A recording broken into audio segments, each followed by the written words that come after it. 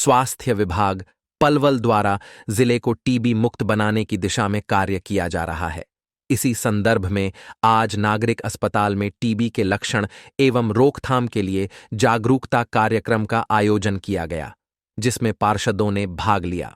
पार्षदों से टीबी के बारे में कैसे फैलता है, क्या लक्षण है, क्या स्टिग्मा नहीं रहना चाहिए समाज में, इस तरह की जानकारी उन्हें प्राप्त करी।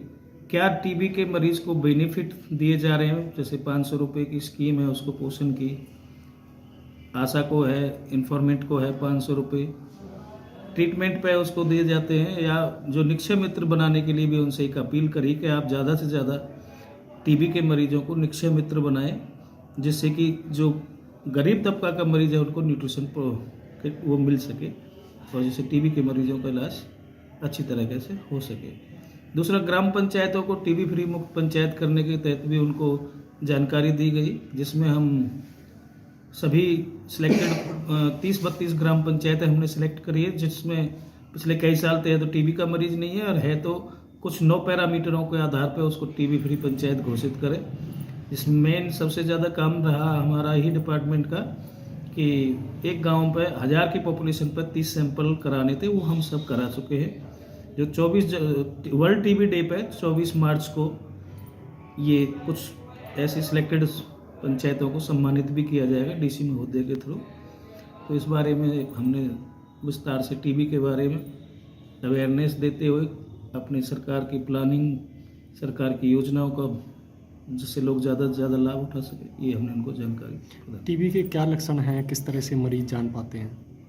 टीबी के लक्षण बहुत सिंपल से हैं, जिसको मरीज या आसपास पड़ोस वाले खूब आराम से पता कर सकते हैं। अगर 2 हफ्ता से ज़्यादा या तो कम की भी हो, खांसी उसको रह रही हो, टीबी के मरीज को रात को सोते समय कई बार पसीना आ जाता है पीठ पर, वजन कम हो जाता है, भूख कम लगती है, तो ऐसे कुछ चिन्हित से लक्षण हैं जिनको पहचान के हम उसको सलाह दे सकते हैं टीबी के कि आप जांच कराएं नियरेस्ट प्राथमिक स्वास्थ्य केंद्र पर, मलगम की जांच कराएं, सीबी नेट जांच कराएं और अपना ट्रीटमेंट अगर निकल के आता है तो शुरू कराएं। कैंसर की तरह टीबी की भी कोई स्टेज रहती है?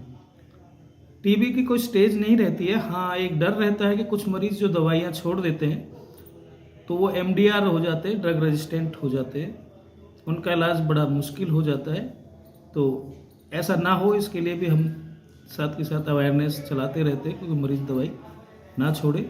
उस पर हमारे STS जा कर के विजिट भी करते हैं कि वो दवाई प्रॉपर ले रहे हैं कि नहीं ले रहे। टीबी के कुछ पेशेंटों को स्किन से संबंधित एलर्जी वगैरह या इस तरह की हो जाती है, लेकिन वो टीबी का अपना उपचार न करा के स्किन के डॉक्टर से ही उपचार लेते हैं।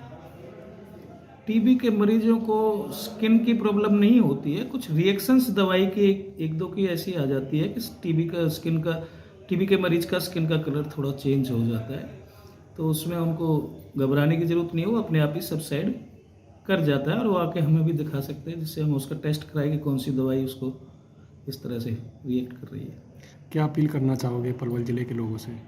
मेरी एक ही अपील रहेगी कि बड़े दुर्भाग्य की बात है कि हमारा देश आज भी टीबी जैसी बीमारी से जूझ रहा है, तो इसमें हम बढ़ चढ़ करके आप सभी लोग सहयोग करें, अवेयर करें, अपने आस पड़ोस में टीबी से लक्षण से प्रभावित कोई लोग देखें, उन्हें स्वास्थ्य केंद्र पर इलाज कराएं, उनकी टेस्टिंग करवाएं और जो सरकार के बेनिफिट है उनको नहीं मिल पा रहे गरीब बंदों को, वो भी दिलवाएं।